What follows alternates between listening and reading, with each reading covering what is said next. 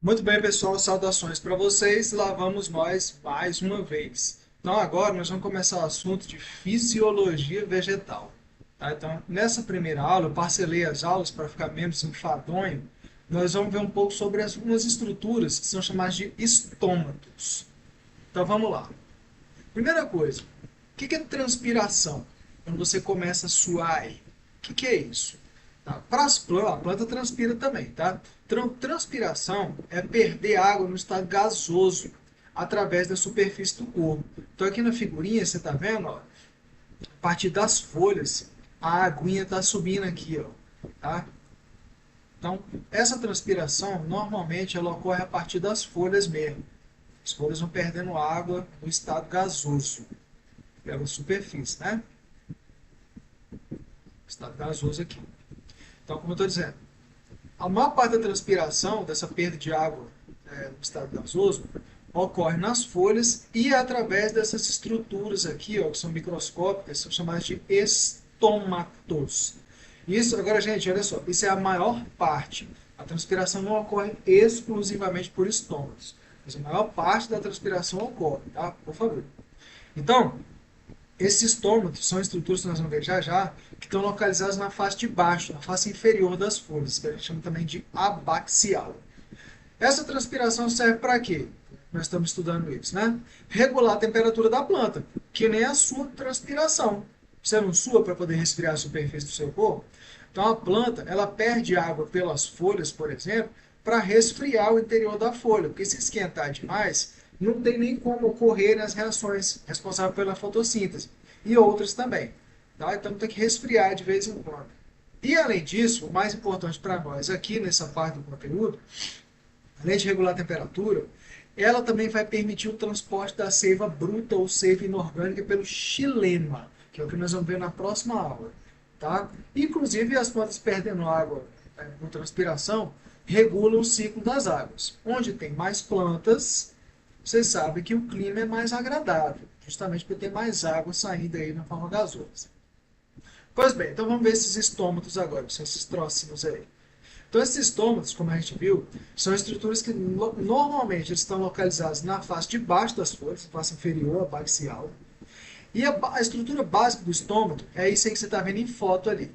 Ele tem duas células que a gente chama de células guarda, são as células meio curvadinhas assim, que ficam grudadas na ponta.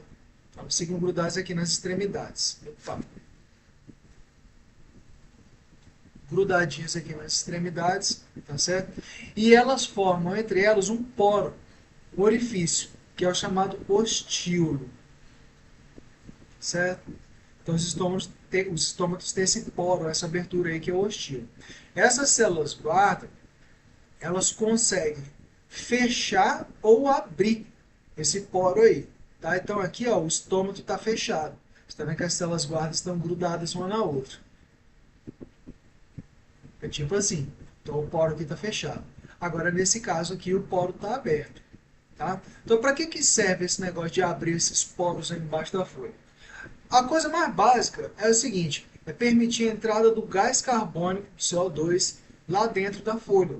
Porque lembra, a fotossíntese precisa do CO2 para fazer substâncias orgânicas. O CO2 fornece átomos de carbono para isso. Tá? Então, olha só, observando aqui a histologia e a anatomia de uma folha, o que se fez nessa figura foi o seguinte: tá aqui a folha, aí o pessoal pegou um corte assim, ó, transversal, e tá botando de frente aqui para você ver. Tá? Então, olha só, aqui é a parte de cima, a gente chama de face adaxial, e aqui é a parte de baixo, que é a face abaxial.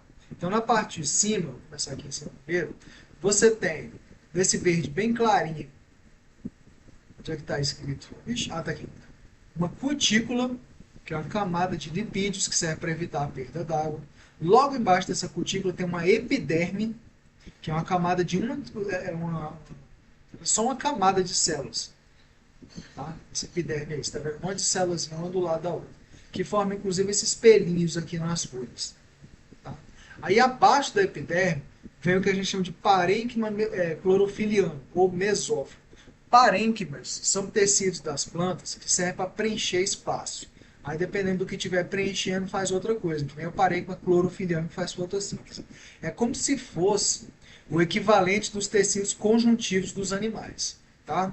Esse parênquima clorofiliano, esse mesófilo, você divide em parênquima ou mesófilo palissádico, que tem essas células assim, ó.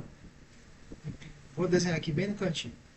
Um monte de células assim, ó, formando como se fosse uma paliçada. Aquela cerca lá com um monte de toco de madeira, né? E embaixo tem um mesófilo ou parênquima esponjoso ou lacunoso, que as células ficam mais separadas umas das outras. Tipo isso aqui. Tá? Então, aqui na parte, ainda, aqui no meio do parênquima, você acha também, está aqui no lado direito o nome, o feixe vascular. Nesse feixe vascular tem os vasos condutores de seiva, o xilema de azul e o floema de amarelo. Tá? Aí vem a face de baixo da folha. Na face de baixo tem uma cutícula também, mesma coisa da face de cima, uma epiderme também. Agora, como a gente está vendo, normalmente os estômatos, ou estomas, né, que aqui está estoma escrito, eles estão localizados na face de baixo, na face inferior. Tá? Então aqui você vê o estômago, tem duas células guarda e a abertura que é o ostíolo. A ideia do estômago, gente, do estômato, é o seguinte, é ele abrir para permitir a entrada de CO2. Tá? A gente tinha visto. O CO2 tem que sair do meio externo e entrar lá dentro da folha. O problema é que quando o estômago abre, aí a planta perde água por transpiração.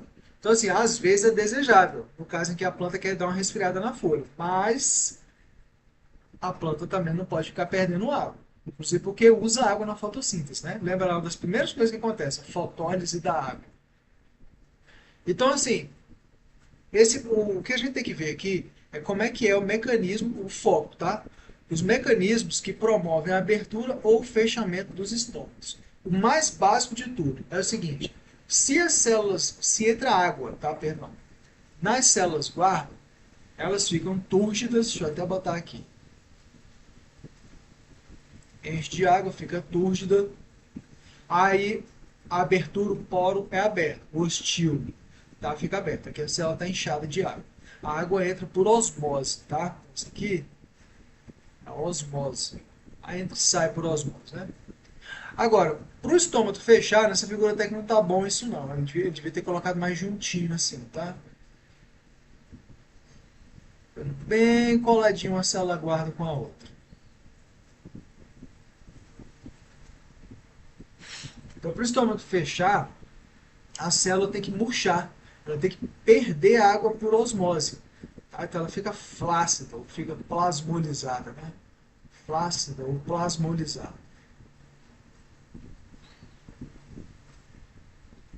Então, o básico é isso. Entrou água, a célula incha, a abertura, que é o hostíolo, fica aberta. Pode ficar aberta. Agora, perdeu água, a célula murcha. Aí a abertura fica fechada. Certo? Então, assim, como a gente está falando, em todo tempo as plantas têm essa necessidade de gerenciar quando ela abre os estômatos ou não. Porque ela precisa abrir para entrar CO2, tá? No parênquima clorofiliano, né? O mesófilo. Mas, ao mesmo tempo, ela tem que impedir a perda de água. Isso é um imperativo. A planta não pode perder água demais. Aliás, nem o organismo vivo pode, né? O problema é esse. Ela abre e entra CO2, mas aí ela perde água. Então, tem mecanismos, tá, que regulam essa abertura e fechamento. Vou resumir aqui e depois nós vamos ver em mais detalhes. Então, por exemplo, no que diz respeito à água, deixa eu botar aqui a água. Essas duas coisas aqui. Se tem água, o estômago abre. Posso me dar a luz de perder? Fica aberto. Se está em escassez hídrica, aí fecha, não tem nem conversa. No que diz respeito à luz, se tem luminosidade adequada e não está faltando nada, o estômago abre. Se está no escuro, por exemplo, não vai fazer fotossíntese mesmo, então fecha aí, para poder evitar a perda de água. No caso do CO2, né, a concentração de CO2 lá no mesófilo, parênquima clorofiliano, se tem muito CO2 lá no mesófilo, como o estômago abre para entrar CO2, mas se já tem muito lá dentro, então fecha para economizar água. Agora, se tiver pouco, aí ele tem que abrir para poder entrar CO2, supondo que as outras coisas também estejam em quantidades adequadas. Tá? Então, a planta tem que gerenciar esses fatores todos aí, certo? O básico do mecanismo, gente, é o seguinte. A luz azul, essa que tem no dia aí, o que ela vai promover é isso aqui, ó. Bateu a luz azul lá, a célula guarda tem lá todo o mecanismo molecular para captar essa luz azul, iniciar o que a gente chama de transdução de sinal, e aí vai fazer isso aqui, ó. Transportar cálcio para dentro da célula. Tá? Então a luz azul faz isso. A luz promove o transporte de cálcio para dentro da célula. Deixa eu apagar isso aqui.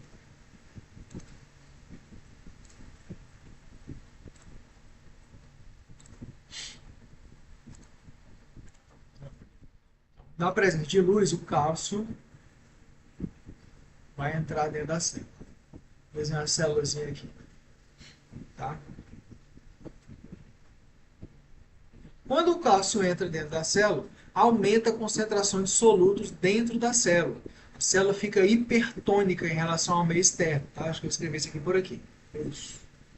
A célula fica hipertônica em relação ao meio externo. Então a água entra por osmose. Porque lembrando, na osmose a água passa de um meio para o outro no sentido de diluir o meio mais concentrado de solutos. Tá? Ou seja, a água passa do meio hipotônico, que aí no caso fica sendo meio externo, para o meio hipertônico, que é o meio interno. Tá? Outra coisa, tanto concentrações baixas de CO2 também promove essa entrada de cálcio. Então tá aqui, concentrações baixas de CO2. Tá? Promove essa entrada de cálcio dentro da célula. Quando aqui CG, célula guarda. Certo? Agora, ao contrário, aí depois nós vamos ver mais detalhes disso aqui. Quando tem baixa disponibilidade hídrica, né, condições adversas, a planta libera um hormônio, quando ela se encontra em condições adversas em geral, inclusive escassez hídrica, ela libera esse hormônio chamado ácido abscísico. Aí esse ácido abscísico ele promove a saída de potássio, tá, das células. Então ele atua no sentido de fechar os estômagos. Mas vamos ver essas coisas aí. Então olha só, aqui no caso do ácido abscísico, a célula, o estômago, né, a célula guarda, ela está túrgida quando está cheio de potássio lá dentro, essas bolinhas rosa aqui. Então, estando cheio de potássio lá dentro, a água entra, porque lá dentro é um meio hipertônico.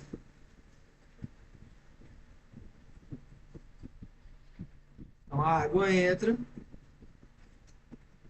por osmose e aí o estômago fica aberto. Tá? Desse jeito. Tá vendo aqui o ostilo, que é a abertura do estômago. Bom, o contrário. Se o potássio sai, então o meio externo é que é hipertônico. O meio interno é hipotônico. Então, a água na osmose, ela sai do meio hipotônico para o meio hipertônico. Então, a água sai. Opa, água TH2. Se a água sai da célula para o meio externo, então o estômago fecha. Certo? No caso do ácido abscísico, esse ABA, escassez de água e outros fatores estressantes, ele promove a saída de potássio das células, tá? Então, nesse caso de escassez hídrica, a planta libera esse hormônio chamado ABA, o ácido abscísico, que vai se ligar lá em receptores na membrana da célula, que vai promover a entrada de cálcio, tá? Mas vai promover mesmo é isso aqui, a saída de potássio da célula. Do inside para o outside, de dentro para fora. Sai potássio, a água acaba saindo junto. Tá? Pois bem, então resumindo, de novo, o que diz respeito à água, à luz e a concentração de CO2, lá no parênquima clorofiliano, a planta tem que gerenciar esses fatores diversos, porque ela precisa deixar entrar CO2 para fazer fotossíntese, mas não pode ficar perdendo água. Porque senão ela morre desidratada e não faz fotossíntese também. Então, se tem água, supondo todos os outros fatores, está tudo de boa, o estômago abre. Tá? Então ela pode fazer fotossíntese e pode se dar ao luxo de perder água. Deixa o CO2 entrar. Em escassez hídrica, não tem conversa. Fecha, porque tem que economizar água. Aí libera o ácido abscísico. Vou botar aqui. Era o ABA. Que aí você acabou de ver. que o ABA promove a saída do potássio de dentro das células. Pois bem, no que se respeita à luz, estando os outros fatores ok, se tem luminosidade adequada para fazer fotossíntese, então abre, certo? E a luz promove a entrada do potássio dentro das células guarda. Aí isso aí promove a osmose, né? A água entrando dentro delas, aí o estômago abre. E em baixa intensidade luminosa, o estômago fecha. Não dá para realizar fotossíntese mesmo, então é melhor economizar água. Com relação ao CO2, supondo as outras coisas tudo ok, tudo certinho. Se tem muito CO2 já no mesófilo, no parênquima clorofiliano, então fecha para evitar perder água. Já tem CO2 mesmo, então beleza. Agora, se tem muito pouco, a tendência é abrir, porque sem CO2 não tem como realizar aquele ciclo de Calvin, ou ciclo das pentoses, que é a segunda fase da fotossíntese, certo? Então, o básico é isso, gente. Lembrar que os estômatos, eles abrem ou fecham, dependendo se as células guarda estão túrgidas, ou seja, cheias de água, ou plasmolizadas, flácidas, ou seja, a água sai, elas estão perdendo água. Então, quando perde água, fecha o poro, que é o hostil. Quando está gordinha, cheia de água, elas se dobram desse jeito aqui e o buraco fica aberto.